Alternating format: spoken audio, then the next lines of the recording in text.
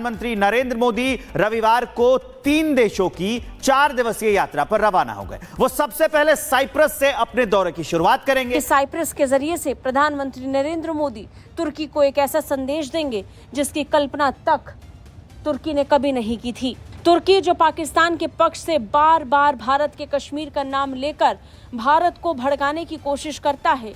खटास आई है। वहीं तुर्की और साइप्रस के बीच भी विवाद रहा है।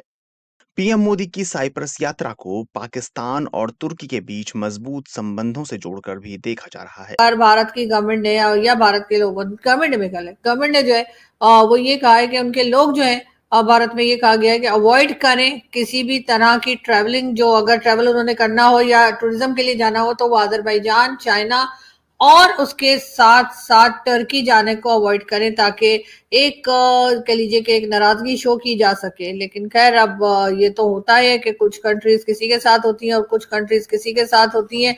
ऐसे तो लोग ये भी कहते हैं कि जी पाकिस्तान और मुझे रिसीव करने के लिए आए थे।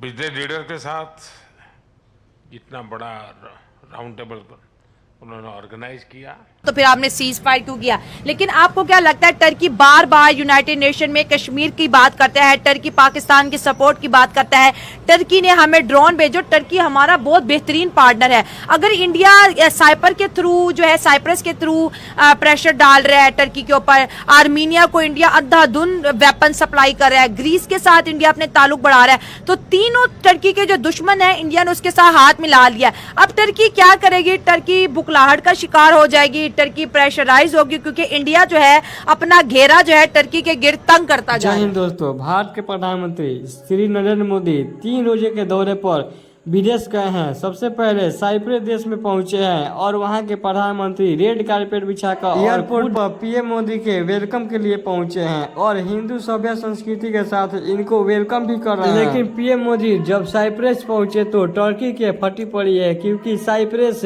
टर्की के कट्टर दुश्मन है। वहीं टर्की जो इंडिया और पाकिस्तान के बीच हाल ही में जंग जैसा माहौल हो गया था, तो वो टर्की ये बात बोला था कि हम कुछ भी हो जाए पाकिस्तान का साथ देंगे।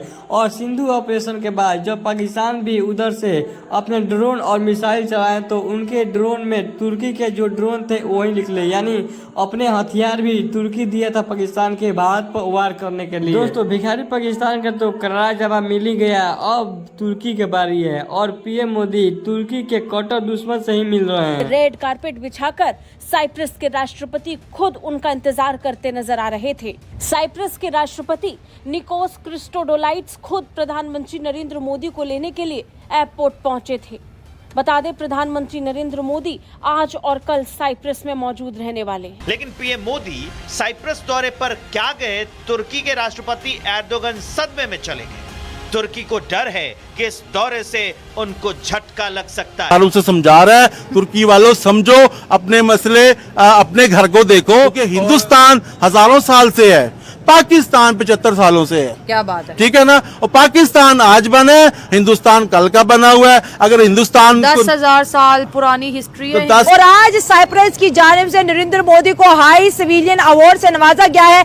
एक वीडियो सोशल मीडिया पे बहुत तेजी से वायरल हो रही है, जिसमें नरेंद्र मोदी जो है साइप्रस के उस साइड पर इशारा करते हुए दिखाई दे रहे हैं जिस साइड को इस वक्त टर्की जो है ऑक्युपाइड किए हुए है, और साथ साथ टर्की के झंडे वहां पे लहराते हुए नजर आ रहे हैं। कहीं ना कहीं नरेंद्र मोदी ने एक और जो है जंग को दावत दे दी है कि अगर टर्की बार बार कश्मीर और पाकिस्तान के सपोर्ट में रहा तो इंडिया जो है साइप्रस के साथ मिलकर टर्की के ऊपर हमले करने की तैयारी में है। इंडिया इस वक्त 3 साइड से जो है टर्की को ब्लॉक कर रहा है, एक तरफ ग्रीस, दूसरी तरफ आर्मीनिया और तीसरी तरफ साइप्रस। और अगर इस दौरे की बात करें तो 23 साल के बाद कोई भारतीय वजीर आजम साइप्रस पहुंचा है। और साथ साथ अगर इनके ट्रेड की बात करें तो $150 मिलियन के ऑलरेडी जो है भारत और साइप्रस जो है ट्रेड कर रहे हैं। टर्की का क्या रोल होने वाला है? क्या टर्की कश्मीर को इसी तरह सपोर्ट करता रहेगा? क्या कश्मीर जो है पाकिस्तान की बैकबोन बना रहेगा, या फिर जो है कश्मीर का मुद्दा छोड़ के टर्की जो है साइप्रस से जान छुड़ाने की कोशिश करेगा, क्योंकि इस वक्त जो है इंटरनेशनली नरेंद्र मोदी दबाव डाल रहे हैं टर्की की गवर्नमेंट पे, उर्तुगान के ऊपर। सो अवाम की तरफ बढ़ते हैं और जानते हैं उनका रिएक्शन कि एक दफा फिर से high civilian award Narendra Modi को मिल चुका है। G7 में जाना था उसने, हाँ, मगर G7 से पहले ही वो एक तैयारी करके जा रहा है, प्रेशर डाल रहा है तुर्की के ऊपर। हाँ, ठीक ऐसे है, वो डाल रहा है कि देखो मैं फिर ये भी करता, हालांकि उसको तो G7 में सीधा जाना चाहिए था, साइप्रस तो जाना नहीं चाहिए था। आखिर 23 साल मोदी को जरूरत क्यों नहीं पड़ी थी साइप्रस जाने की? 23 साल बाद कोई भारतीय वजीर आजम साइप्रस गया, एग्री 100%। देखे ना 23 साल उसने क्यों इंतजार किया, अब भी जरूरत पड़ी है। देखे जब भी इंसान ने किसी को गिराना होता है, किसी को प्रेशर डालना होता है, तो उसके पहले आस पड़ोस को कमजोर करता है, ठीक है ना, फिर उस पर हमला करता है। तो लिहाजा ये तो पाकिस्तान को सीधा सीधा मैसेज है और तुर्की को भी है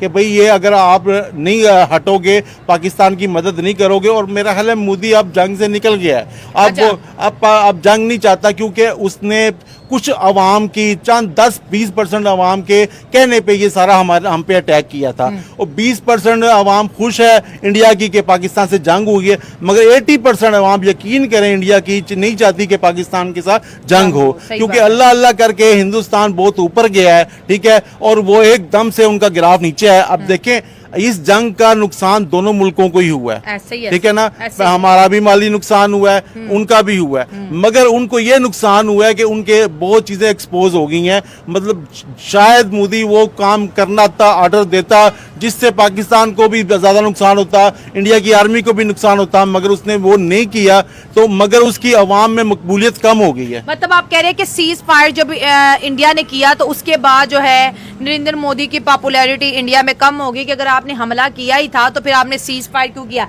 लेकिन आपको क्या लगता है, टर्की बार बार यूनाइटेड नेशन में कश्मीर की बात करता है, टर्की पाकिस्तान की सपोर्ट की बात करता है, टर्की ने हमें ड्रोन भेजो, टर्की हमारा बहुत बेहतरीन पार्टनर है। अगर इंडिया साइपर के थ्रू जो है साइप्रस के थ्रू प्रेशर डाल रहा है टर्की के ऊपर, आर्मीनिया को इंडिया अंधाधुंध वेपन सप्लाई कर रहा है, ग्रीस के साथ इंडिया अपने ताल्लुक बढ़ा रहा है, तो तीनों टर्की के जो दुश्मन है इंडिया ने उसके साथ हाथ मिला लिया। अब टर्की क्या करेगी? टर्की बुखलाहट का शिकार हो जाएगी, टर्की प्रेशराइज होगी, क्योंकि कह लीजिए कि एक नाराजगी शो की जा सके। लेकिन खैर अब ये तो होता है कि कुछ कंट्रीज किसी के साथ होती हैं और कुछ कंट्रीज किसी के साथ होती हैं।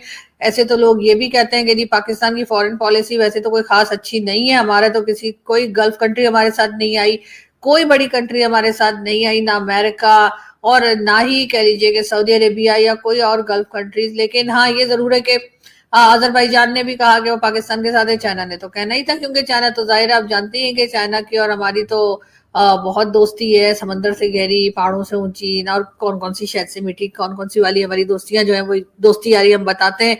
और अजरबैजान जो है वो भी हमारे साथ आ गए, यानी उन्होंने कहने की हद तक तो कह दिया कि हाँ जी हम जो है वो पाकिस्तान के साथ हैं।